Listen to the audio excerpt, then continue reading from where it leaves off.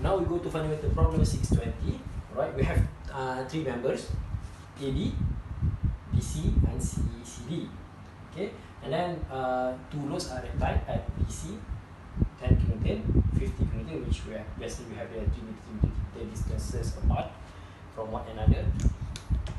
Alright, and then this point, at point A, it is pin connected, right? It's supported, while at point D, it is a fixed support.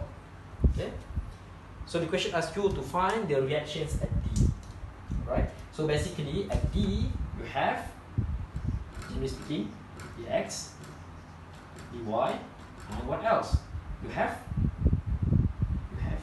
md, right? Dx, dy, of course, the force reactions, right? And then you have the moment reaction, because it's a fixed support, right? So you have to find these three. Okay, and then what you have to do is you have to do this, and basically, like I said, you will start with the, usually you will start with the member that you have the loads applied on it, right? In this case, it's these two, right? So you do Fibonacci diagram, BC. But later on, you will realize that you have problem with this B, right? Because you have another attachment right here. And what will happen is, if you realize that this member AB is actually a two-force member, then it will be much easier, right? How do I know that this is two-force member? First, it is pin connected, right? Pin connected. This is not two-force member, okay? This CD is not a two-force member because it's pin and fixed, so it's not a two-force member. But AB is a two-force member because it's pin and pin. One thing. Another thing is there is no applied load to it. Okay? If for instance this BC, pin and pin, but you have the applied load to it, then it is not a two-force member. Alright?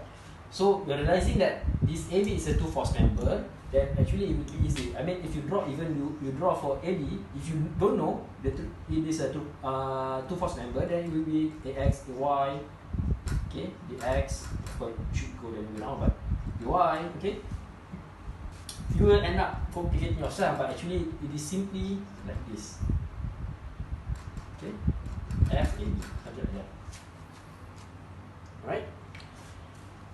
In this case, actually, it's not like this. Is I mean, it's FAB, but actually it is minus. I mean, it's compressive. Okay. Okay, realizing that this FAB is a two-force member, so you know that the force will be only like this, FAB, okay, along the member. Okay. Having said that, now you can draw free body diagram for member BC. Okay, this is your member BC. Right, you have two loads, 10 kilonewton, 15 kilonewton. It's okay, 10 and 15. And at point B, you have FAB. Okay, from the two-force member. FAB. Direction 3, 4, 5. 3, 4, right, 5. Right. At C, again, like I said, it's not two-force member, so you should not do this. It's not correct at all. So what you have is, you have this CX and CY. Okay. I'm sure CX goes this way if FAB goes this way, right? While CY goes this way, I'm sure. I mean, we just assume. But if you're not sure, you just assume CX going to the right.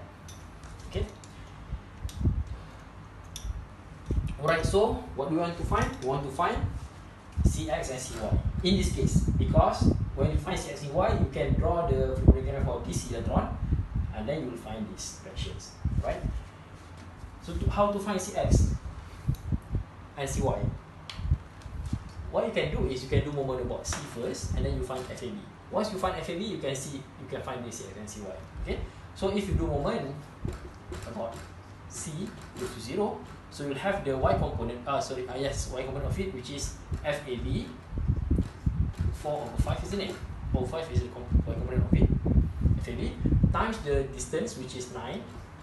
3 plus 3 plus 3, isn't it? 9. And then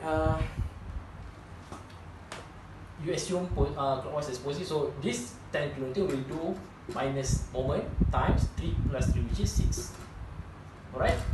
Minus 15 kN times 3 equals to 0. Right? The moment about C, so you will have your FAB magnitude to be 14.58 kN. Alright? And then you know that your FAB, you can find your CY and CX. First, you can find CX, yes, FX equals 0, assuming positive going to the right. So you have FAB 14.58. The component, the X component is 3/5, isn't it? So this is the component, the X component of your FAB minus CX equals to 0. That's why I said I assume CX going to the left, because I see FAB going to, I mean the X component going to the right. So from this you can solve your CX equals to 8.75 kN. Right? And then you do the summation of Fy equals to 0. Right? You assume positive going upwards. So you have FAB 4/5, which is FAB is 14.58. Okay, 4/5. The Y component of it going up. Minus 10 minus 15. So you have minus 10 minus 15. Okay, for FAB 0. And then you have plus CY equals to 0. Right? And then you solve this. For CY, you get your CY equals to 13.33 kN. Right, 13.33 kN. Now you got your CX and CY. You can draw free body diagram for CD, member CD, and then you find your reaction that the equation asks you to find. Reaction is about at point at support D. Right. So now we will do that. Okay, let me erase this, and this. Now we draw the free body diagram for member CD. Okay, it's a vertical member, right? Vertical member on this pin at one end at C and one at D. You have a fixed support.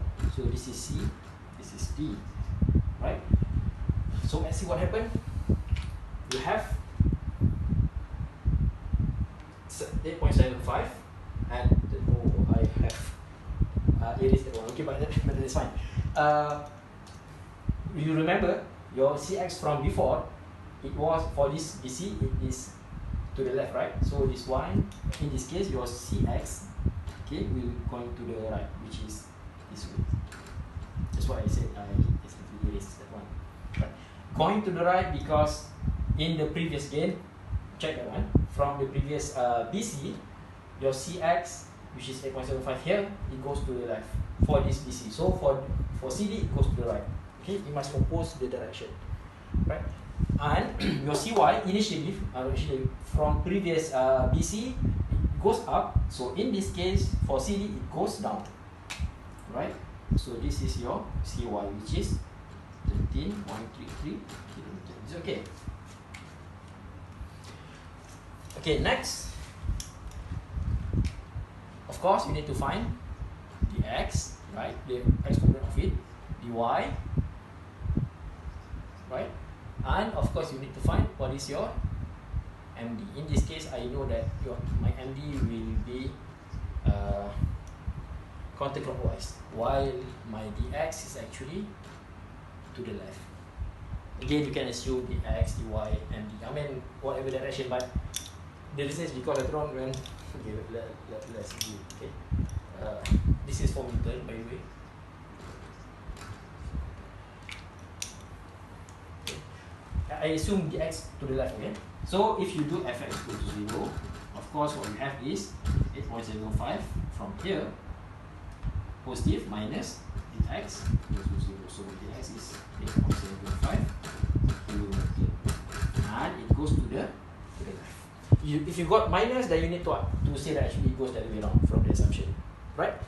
And then you do Fy equal to 0, you will have your dy minus 13.33 goes to 0, so the dy is 13.33 kilonewton, and it goes to the it goes upwards. Okay, and then your MD, you do moment, summation of moment about point D equals to 0, right? And then you assume contact is positive, so you see MD, okay, your reaction MD minus 8.75 kilonewton times 4 equals to 0. It's okay. MD, okay, counterclockwise as positive, minus 8.75, because this one will cause clockwise rotation, right? 8.75 times the which is 4, and then you get your MD equals to 35 kilonewton meter. Okay, and it is counterclockwise. Right? So these are the reactions: dx, dy, and md at fixed point P. Of course, this dx and dy, you can find the resultant. You do dx squared plus dy squared, root that one, and then you can find the reaction. So basically, your dx goes this way, dy goes this way, so the reaction will be somewhere here, along this, and you can find the angle, okay, from the line, right?